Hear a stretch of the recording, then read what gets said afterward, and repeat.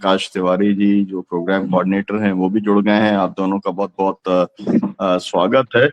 मैं पहले डॉक्टर तिवारी जी को लेता हूं। डॉक्टर तिवारी जी, क्योंकि यूपी जो है बहुत महत्वपूर्ण है। गाजीपुर की ये जो घटना है, फिर वो न्योडा वाला जो पूरा मामला है कि न्योडा वाला मामला जो है उसको उलझाते चले जा रहे हैं। मतलब होना तो ये चाहिए था कि भाई मजदूरों की जो है मिनिमम वेज बढ़ा देते, उनकी कुछ सुविधाएं रियायतें। वो जो कह रहे हैं कि भाई पहले 8 घंटे था, अगर 12 घंटे काम कराना है तो हमको पैसा देना पड़ेगा। तो ये सब करने की बजाय जो है उनको सब फंसाया। और बिल्कुल अब मुझे लगता है कि ये जो 7-8 लोग जो फंसे हैं, जिनको कहा जाता है कि जो इनकी ही पूरी मतलब योजना थी जिसके तहत ये पूरा आंदोलन बना, तो वो तो उसी दिशा में जाते दिखाई दे रहे हैं जिसमें दिल्ली दंगों के लोगों को, मतलब वो जैसे उमर खालिद को फंसाया गया, जैसे भीमा कोरेगांव के अंदर लोगों को फंसाया गया। तो कैसे देखते हैं आप इसको?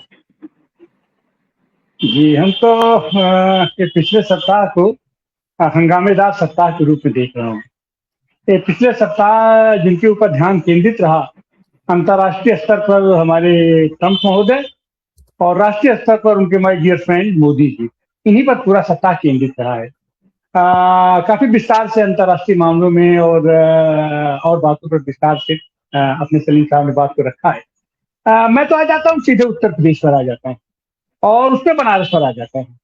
और उत्तर प्रदेश बनारस का संबंध सीधा इस समय जुड़ रहा है पिछले सप्ताह की जो प्रमुख घटना थी। ये 5 राज्यों का चुनाव हो रहा था और खास करके बंगाल का चुनाव इनकी नाक का बाल बना हुआ है। और बंगाल के चुनाव में जो कुछ ये कर सकते हैं वो सब उन्होंने किया है और आने वाले दिनों आज भी कर रहे हैं और कल परसों में देखिए ये क्या करते हैं। और बंगाल का ये चुनाव वो आज भी लड़ रहे हैं। बनारस में कल उनकी यात्रा है, 28-29 तारीख 2 दिन बनारस में मोदी जी रहे।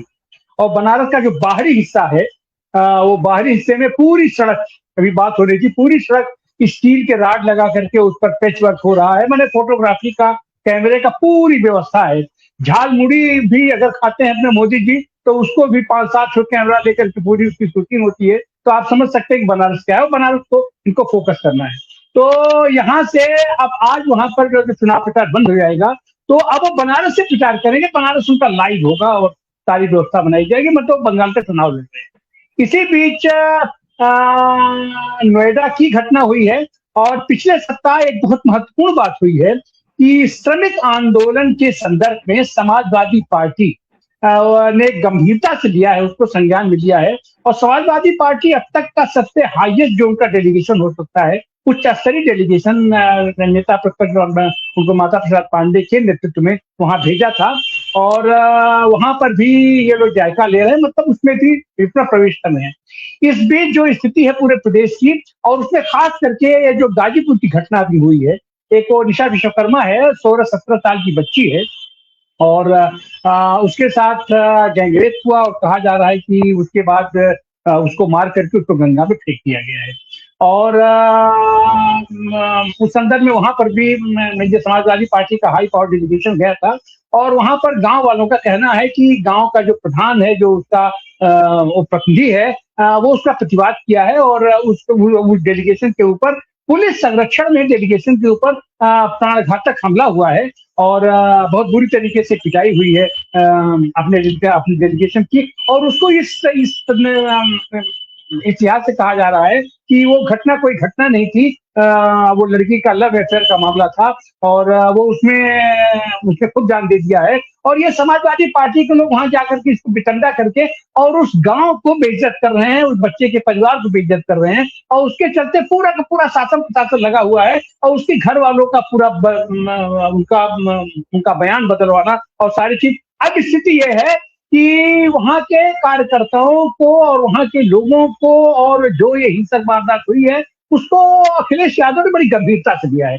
और अखिलेश यादव ने स्वयं घोषणा कर दिया है। बल्कि उसके लिए उन्होंने एक जो बहुत ये महत्वाकांक्षी उनकी बैठक की, ये सारे वो ट्रेड यूनियन के साथ उनकी बैठक होनी थी 29 तारीख को, बल्कि उसको टाल दिया है। और यहाँ तक कि विधायकों की भी बैठक होनी थी 30 तारीख से। ये यहाँ पर स्पेशल सत्र लोग शुरू करने जा रहे हैं अपने विधानसभा का और उसमें ये महिला आरक्षण को लेकर के, महिला बंधन को लेकर के अपना इनका क्रंदन होना था कि वो मीटिंग बिठाल के माने उन्होंने अपनी मीटिंग लगा दिया है गाजीपुर। और एक तरीके से गाजीपुर तात्कालिक रूप से एक संग्राम का क्षेत्र बन गया है। ये वहाँ की और राज्यसभा सांसद है संगीता बलवन, उन्होंने कहा है कि इनको किसी भी हालत में इनको रोका जाना चाहिए, क्योंकि समाजवादी पार्टी के गुंडे बहुत ही अराजकता फैलाएंगे और ये सब सारी चीज हो रही है। माने बिल्कुल भिड़ंत हो रहा। 29 तारीख को देखिए कैसे क्या होता है। और इस बीच 28 और 29 दोनों दिन मोदी जी हमारे बनारस में रहेंगे और अखिलेश जी बनारस आकर के बनारस से सीधे गाजीपुर जाएंगे। तो हमारा पूर्वांचल एक तरीके से अखाड़ा बनने जा रहा है। और उसमें एक चीज और हुआ है कि ये बलिया की रहने वाली वो सीमा राजभर को इन्होंने राष्ट्रीय अध्यक्ष बनाया है महिला सभा का।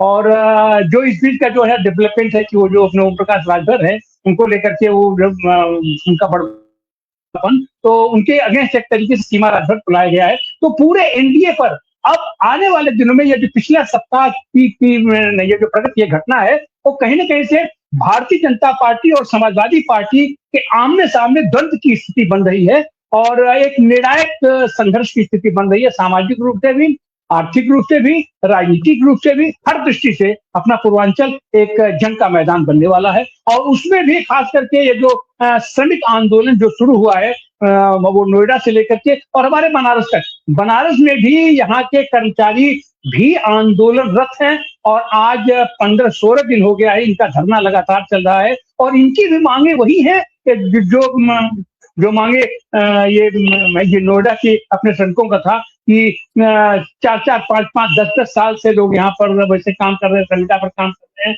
और उनको पूरी तनख्वाह नहीं मिल रही। माने सारी की सारी चीजें जो वहाँ नोएडा की थी वही यहाँ हो रही है और वही देश के पैमाने पर हो रही है, चाहे वो फरीदाबाद हो और चाहे मानेसर हो।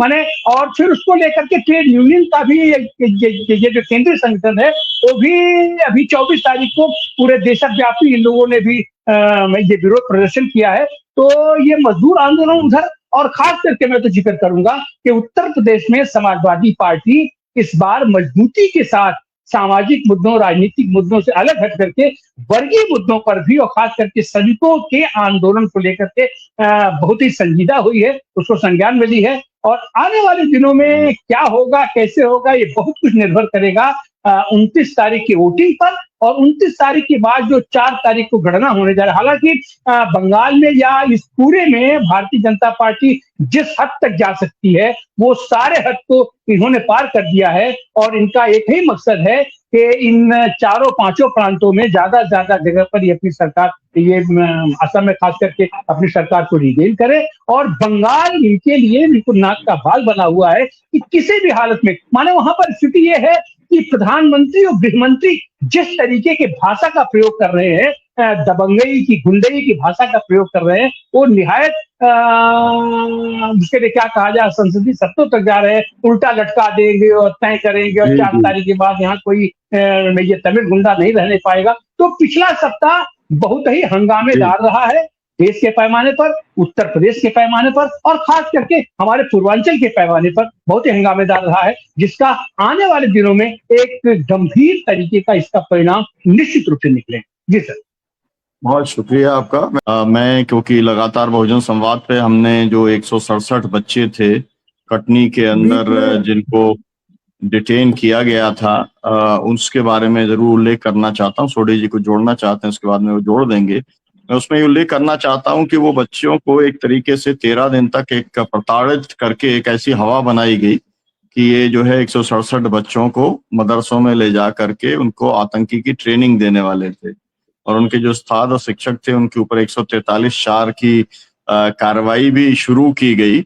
लेकिन अंततः जब पूरी जांच के बाद में उसमें से कुछ नहीं निकला। तो हम बहुजन संवाद से भी ये मांग जरूर करते हैं, तमाम सारे लोगों ने लिखा भी है, वहाँ का नागरिक समाज भी आगे आया है कि भाई ये रिस्पॉन्सिबिलिटी फिक्स होनी चाहिए कि ऐसे कैसे हो सकता है कि आपने वो 167 बच्चों को वापस अररिया भेज दिया, तो अब वो लातूर नहीं जा सकते। उन्होंने कहा कि CWC का प्रोसीजर ये है कि पेरेंट्स के पास ही बच्चों को भेजना पड़ेगा। मतलब उनकी पढ़ाई भी बाधित हुई।